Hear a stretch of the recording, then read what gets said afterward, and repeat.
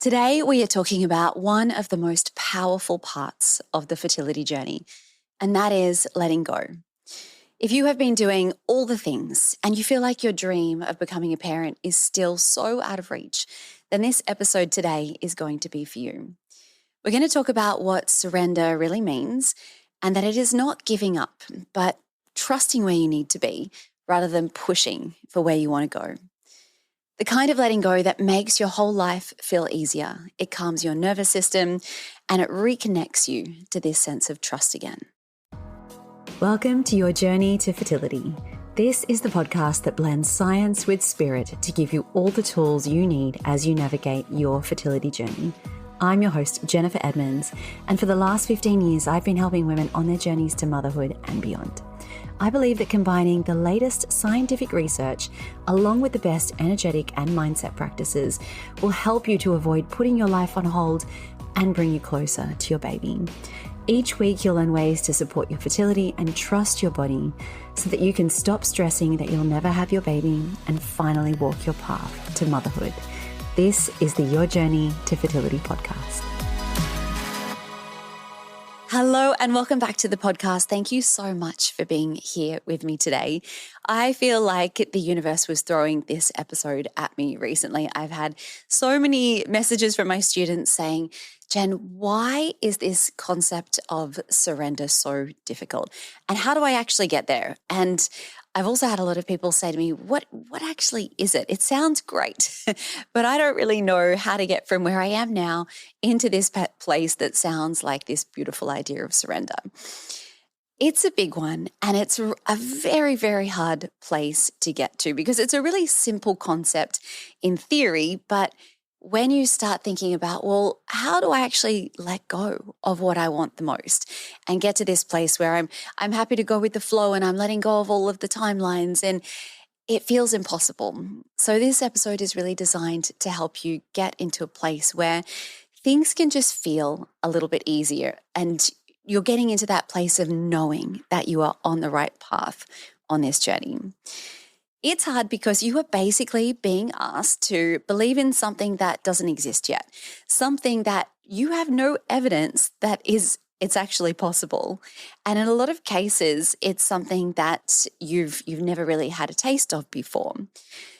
The moment for me that I realized no amount of trying harder or doing more or being more perfect was going to change the outcome of my journey was after my very last round of IVF wasn't successful.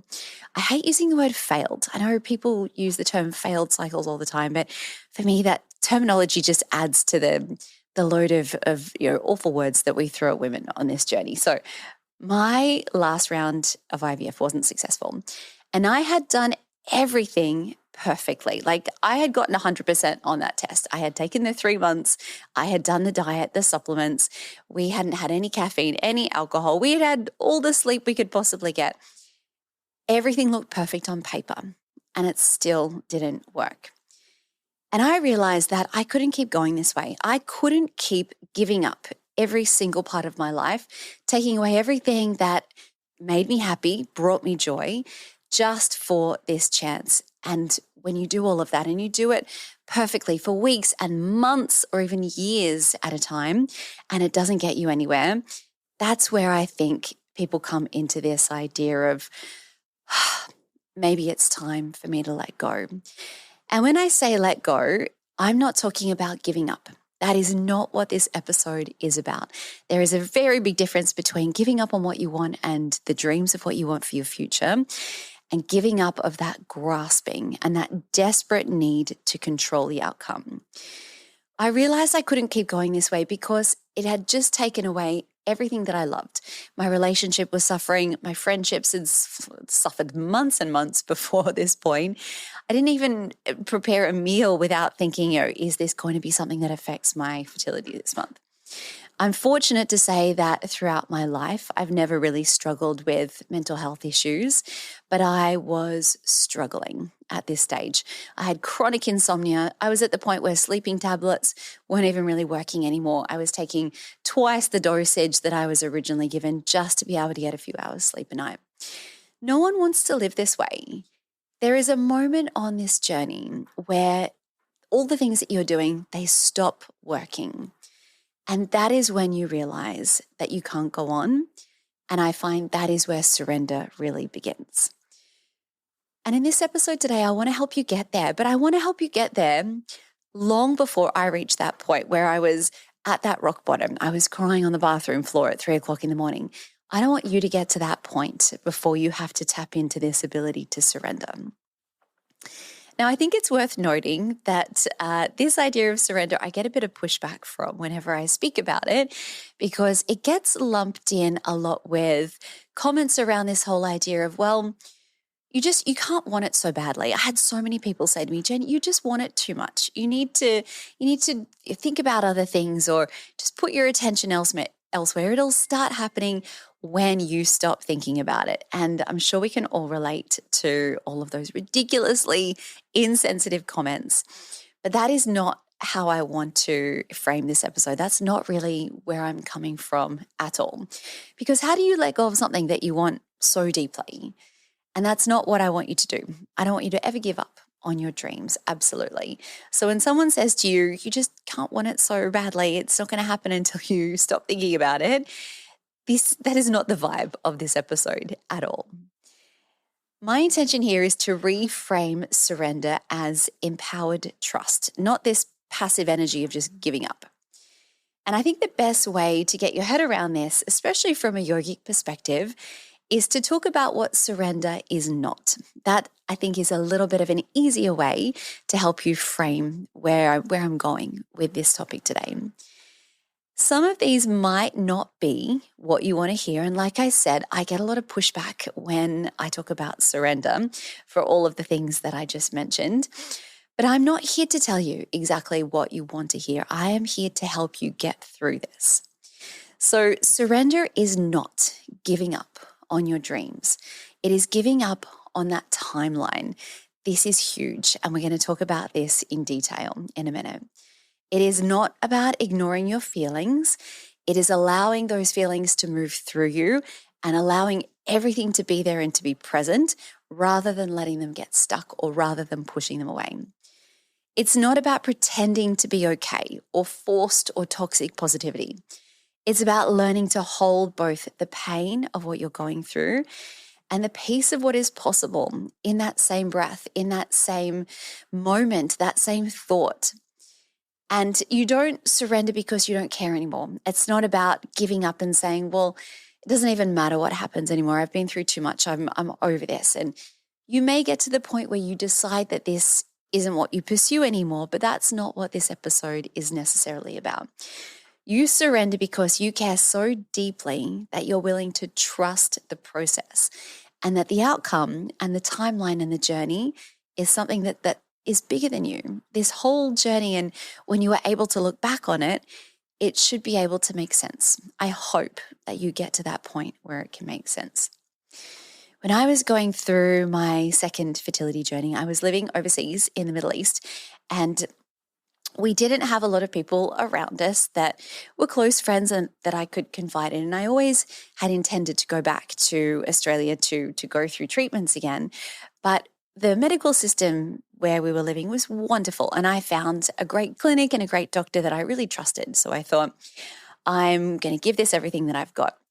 And at the back of my mind, I had in my head that I couldn't go back to Australia until my journey was over, until my family was complete. We had planned to go overseas for a set amount of time for work. And during this time, I had so many friends back home. I'm sure you can relate to this, that had already started their journeys after me. They'd already had their first, their second babies. They'd completed their families.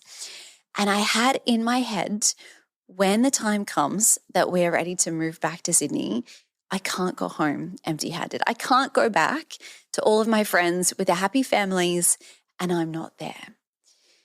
But who put this timeline pressure on me?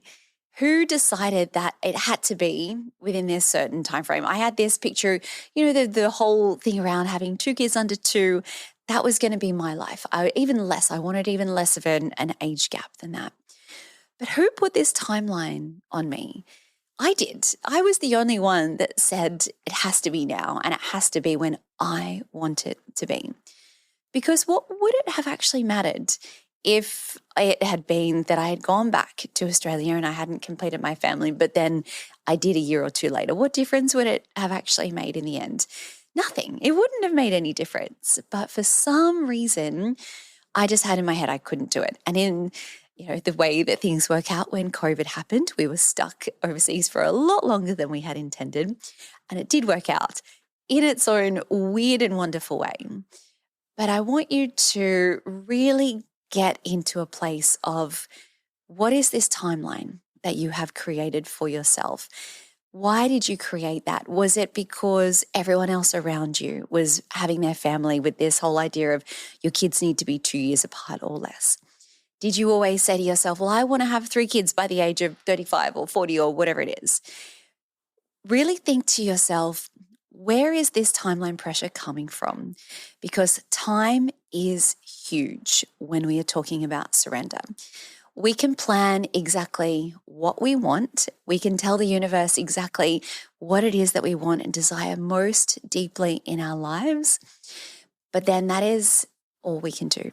The how and the when is not up to you. You can take aligned action and you can take all of the steps forward to help get you to where you want to be. But really, that handing over and that trusting of the how and the when is what surrender is all about.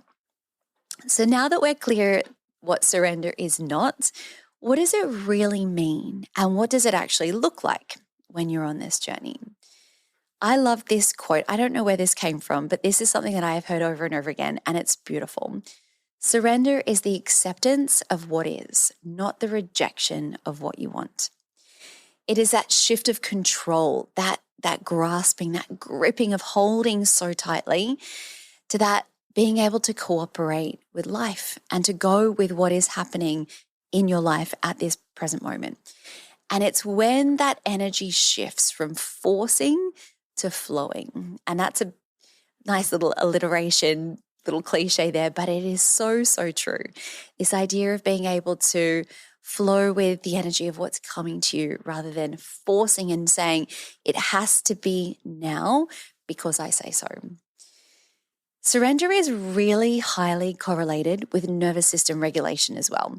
And that is, of course, something that I speak about so much on this podcast because it is a huge component of what I do.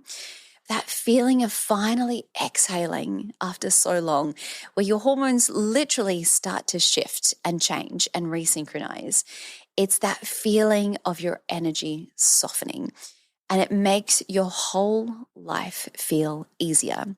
And that is why I talk about nervous system regulation so much. It's not about you need to regulate your nervous system because it's going to get you closer to your positive pregnancy test. It's going to get you closer to your baby. I want you to be able to learn how to regulate your nervous system because it's going to make every part of your life feel easier.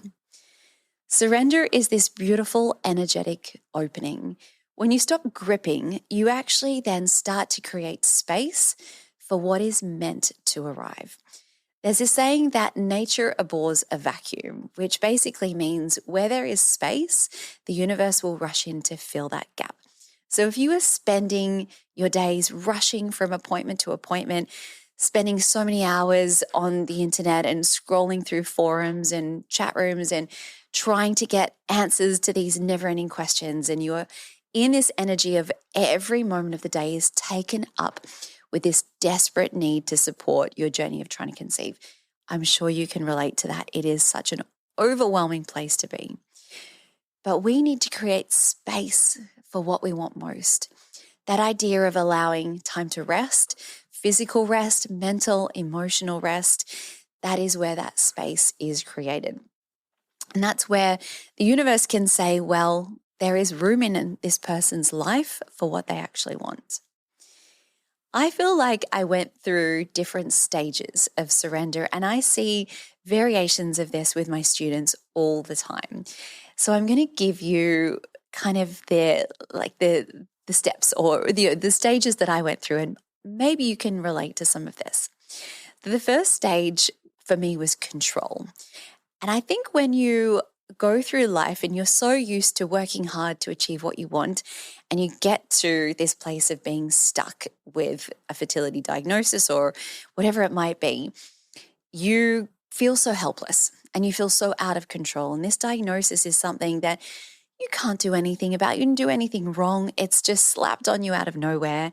And you feel like you have to hand over your body, and all these tests are telling you something that you never, ever thought was possible.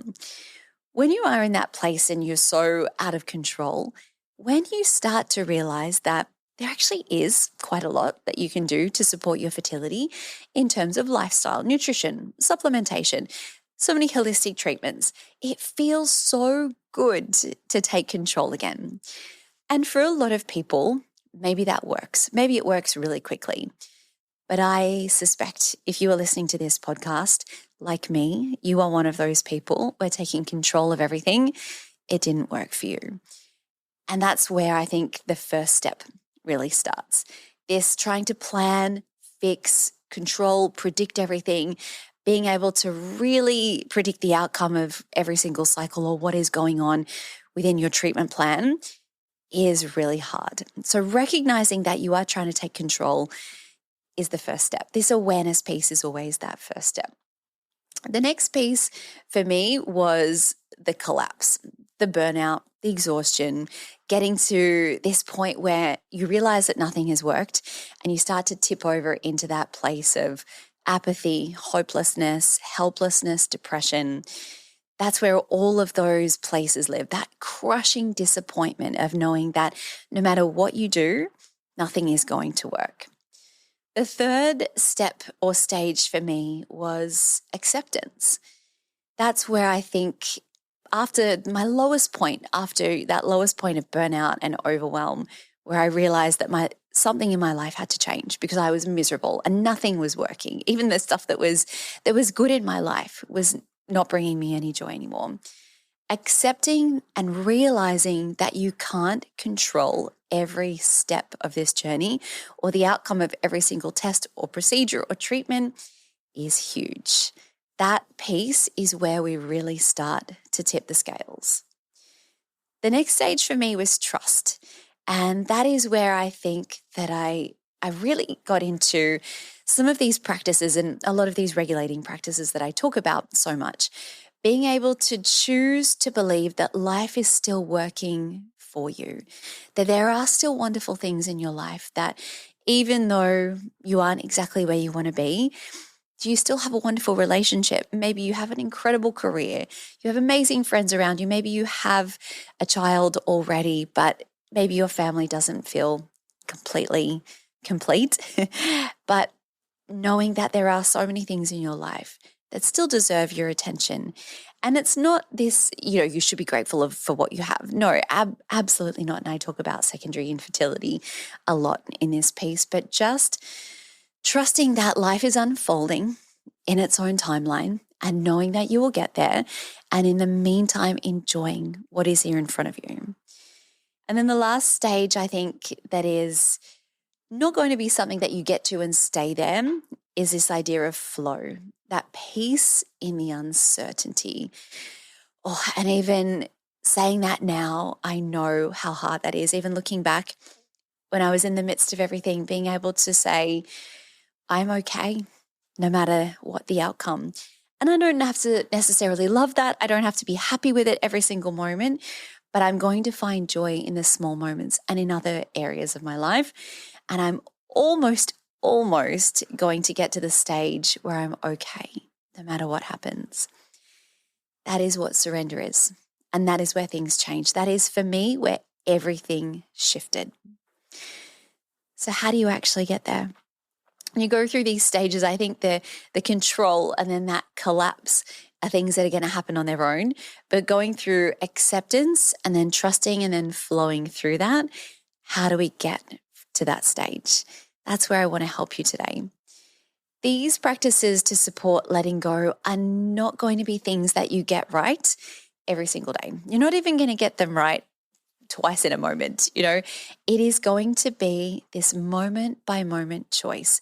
And some days you're still going to be miserable, and that's okay. We want to allow space and time for every single emotion that is there. Daily rituals for me were the lifeline. And when I got to that point of acceptance and knowing that something needed to change, that is where I found this incredibly powerful practice of fertility yoga. And, when we think about yoga, we always think about this person doing movements on a yoga mat. And that is one part of yoga. But what I learned and what I eventually went and studied and went really deep into is that there are actually 8 components or 8 different things that make up a yoga practice. So yes, the movement that you see on the mat is one of them, but these other parts of yoga really were my daily rituals.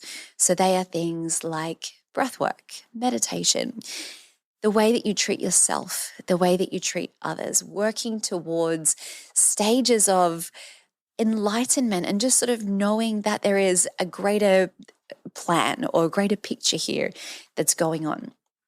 So for me, all of these daily rituals were like brushing my teeth. I talk about this idea of the toolkit, this concept of having your own little toolbox of things that you can take out when you need them.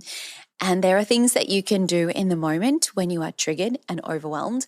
But having this toolbox of things that you do daily that are going to support you, I find made the whole difference for me. And even today, if I find I've had a number of days in a row where I haven't slept well, I haven't seen a lot of sunlight, I haven't gotten outside and moved my body, I don't feel great. And that's where anxiety starts to creep in. I feel overwhelmed by little tasks. I get completely frustrated when small things happen. So knowing what it is for you, what do your daily practices look like? And all of those things that I mentioned, and it might be other things for you, being creative, cooking, spending time with certain people. These are all crucial. So get your daily rituals going. Breathwork for me is a non-negotiable. I love this saying, where the breath goes, the nervous system follows. And we know that the breath is that one gateway between the conscious mind and the unconscious. If we had to think about doing all of the amazing things that our body is capable of doing for us on a moment by moment basis, we wouldn't live very long. If we had to stop and think, wait, I've just got to digest my lunch. I've got to remember to keep my heart beating. I've got to make sure that my digestive system is all of the things, right? We would not last very long. But thankfully, your autonomic nervous system takes control of all of that for you. But whilst you don't have to think about breathing all day, every day, thank goodness, it is actually the one thing that you can control to then have a direct impact on your body's response. So those slow, deep breaths, especially those slow exhales, allowing full expansion of your diaphragm when you're breathing. These are not things that we do consciously very often.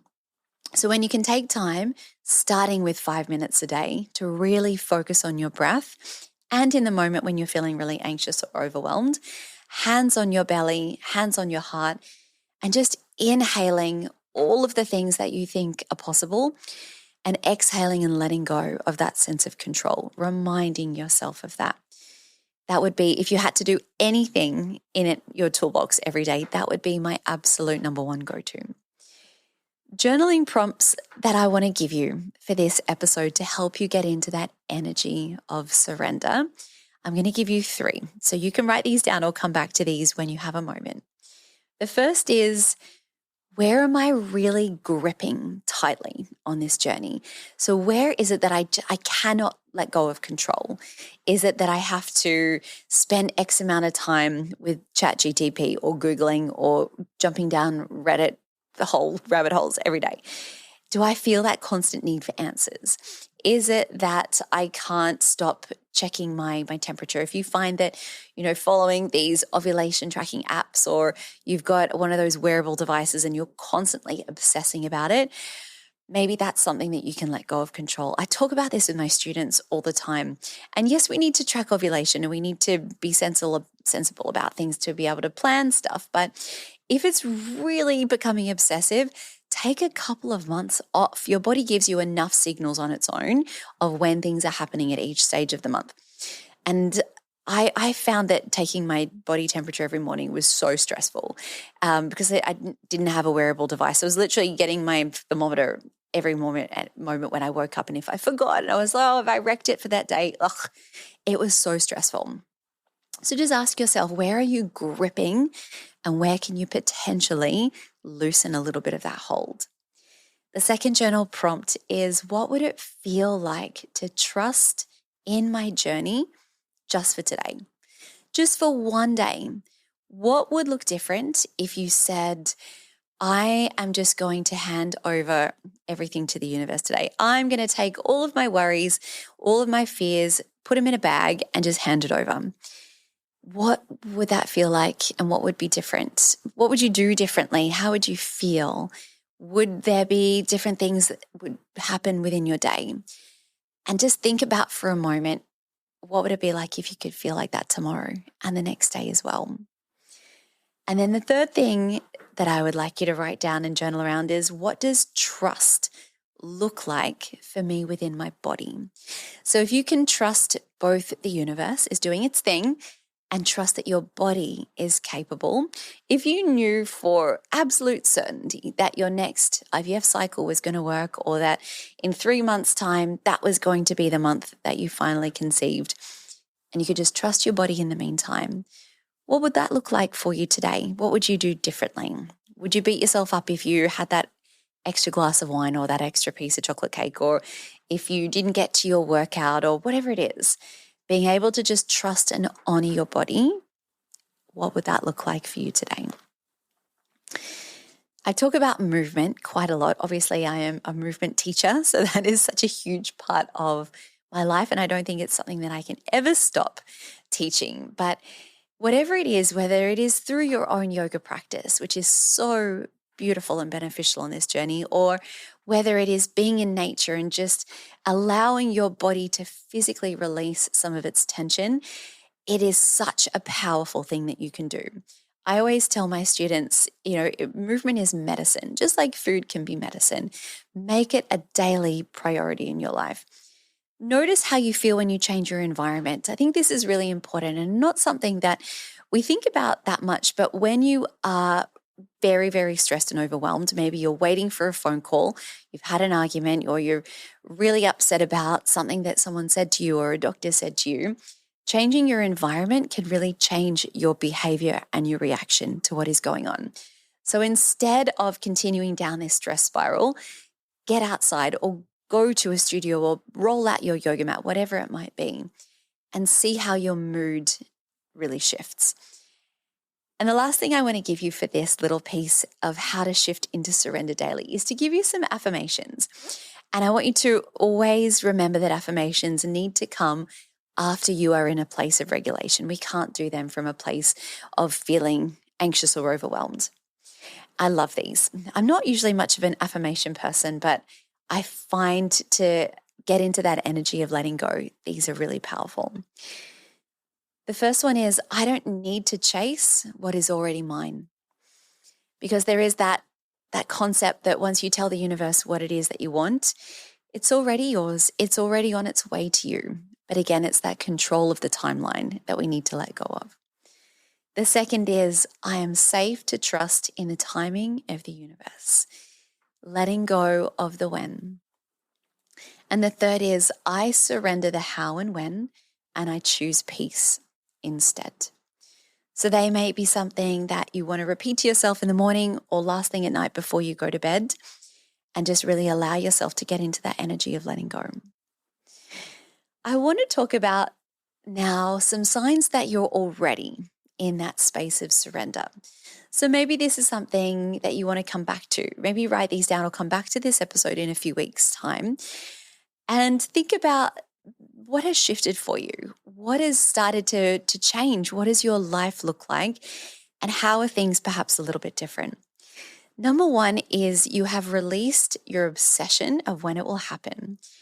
And you've released that obsession with gripping tightly. So maybe it is less scrolling, less obsessing, less worrying about that person who's going to trigger you and avoiding them at all costs. The second is you feel more grounded, even when the outcomes are uncertain. So a setback that you might get months ago might have completely thrown off your day or your week. But now you're feeling like a setback throws you off for, an hour or half a day, but then you really feel like you're able to rebalance and get back to your old self again. The third is that you are focusing on living your life again. Not every single moment of your day is dictated by your journey of trying to conceive.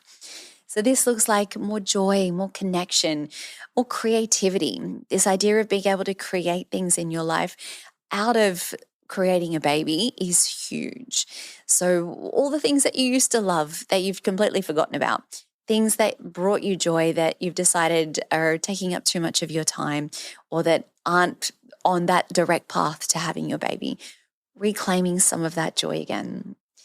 The fourth is you're more in tune with your intuition rather than fear, and you can tap into that knowing more easily of, okay, is this fear running the show, or is this quiet knowing, that whisper of your intuition telling you exactly what is right for you?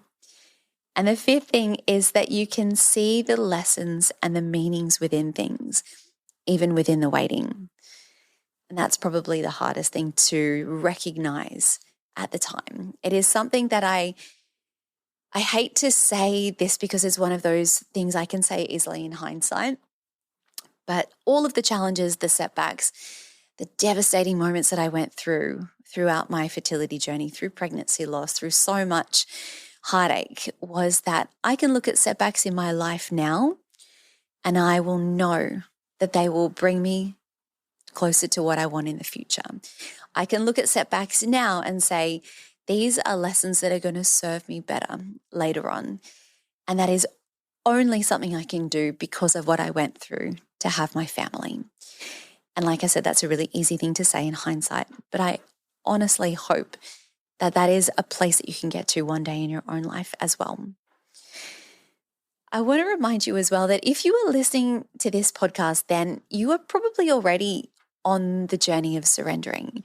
You've already gotten to that place where the obsession and the control isn't working for me. I want to do something differently. There has to be a better way. Being here and listening to this, you're already choosing that piece of awareness over control. You are already on the right path. The last thing I want to mention through this episode today is surrender it's pretty spiritual. I think it's not something that a doctor is going to talk to you about. It's not something that we're taught about in school. I found this incredibly comforting when I was drowning through infertility, and I'm not someone who is religious, so I never had that place of spirituality to come back to. But being able to drop into something that is greater than ourselves, drop into that divine, that surrender, and knowing that the soul of your future baby has their own timeline as well. I think we forget that. That was something that I had never thought about until someone mentioned it to me. They've got their own journey and their own timeline that they're planning to work through. And we want to force it and make it join up with our timeline right now. But sometimes just knowing that that little being is going to be walking their own path sometimes is quite comforting. When you actually get into that place of I'm going to trust and you stop trying to control, I find that's when we start co-creating with it and things just start to fall into place. And I want you to know that if you have already done the work, if you have expanded where you can, you've taken the aligned action where is needed, then your only next step is to drop into surrender and to trust that you have done enough. Your next step is to let go of the need to do more, because surrender isn't something that you achieve. It is something that you practice every single day, and it's something that you come back to one moment after the next. And if you want some daily grounded and guided practices to really help you get into this routine and knowing how to trust your body, know that I have so many resources. I have so many free resources. I have programs for you to help go into this work a lot deeper. You can find links to all of those in the show notes. All these things I talk about so much and all of the practices that I learned for myself, these are things that you can start to learn about yourself. So I hope that you have found this episode helpful. If you did, if you think that this is something that someone in your life would also benefit from, please share it with them. You never know who is really struggling. And this is something that we don't talk about enough. We talk about how hard the journey is. We talk about the difficult steps that we go through. We talk about the medical stuff so much. But this idea of being able to trust is something that is incredibly powerful. So please share it with anyone who you think might need it. Now, next week on the podcast, I have the pleasure of interviewing Kelly Johnson, who is going to be all about the aligned action on this journey. And she's taking us into the importance of advocating for yourself when you're trying to conceive. She is someone who has been through the whole works of this journey. She's been through multiple losses, multiple rounds of IVF, both primary and secondary infertility, and she is still in the midst of her own journey as well. She is going to help you learn how to advocate for yourself in an effective way and not in a way that makes you feel pushy or that is something that you're ever going to receive pushback from in terms of your medical team as well. This is an interview that is not to be missed. I got so much from speaking to her. So I cannot wait to have you back next week for that episode. But until then, I am sending you all of my wishes as you continue your own journey to fertility. The most common thing I hear from students who are on their fertility journey is that the stress of trying to conceive has taken over their life. Your days end up being filled with endless appointments, navigating pregnancy announcements.